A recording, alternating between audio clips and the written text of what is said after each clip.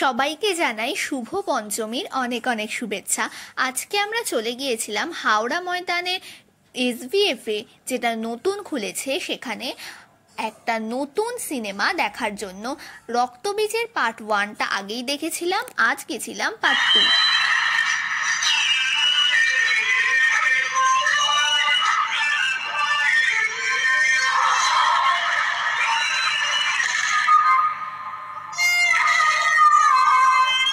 এরপর ইন্টারভালে পপকর্ন নিয়ে আবার ঢুকে গেলাম।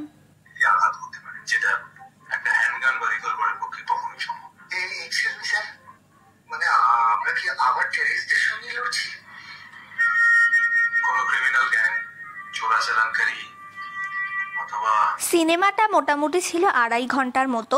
2.5 ঘন্টা সিনেমা দেখার পর আমরা রাস্তায় আস্তে আস্তে বাড়ি ফেরার সময় অনেকগুলো ঠাকুর দেখে নিয়েছি।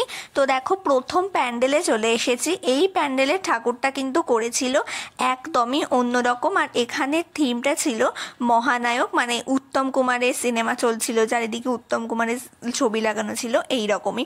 আর নেক্সট যে প্যান্ডেলটায় চলে এসেছি, এটার থিম হচ্ছে পল্লীগ্রাম।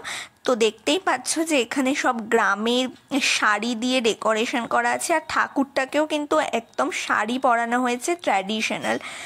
আর এর পরের প্যান্ডেলের থিম হচ্ছে মুক্তি। এখানে পাখিদের নিয়ে প্যান্ডেলটা করা হয়েছে, যাতে আমরা পাখিদের খাঁচায় বন্দি না রাখি। তো চলো, এইভাবেই আমাদের আজকের পঞ্চমীর দিনটা কেটে গেল। সবাইকে আবারও জানাই শুভ পঞ্চমী, টাটা।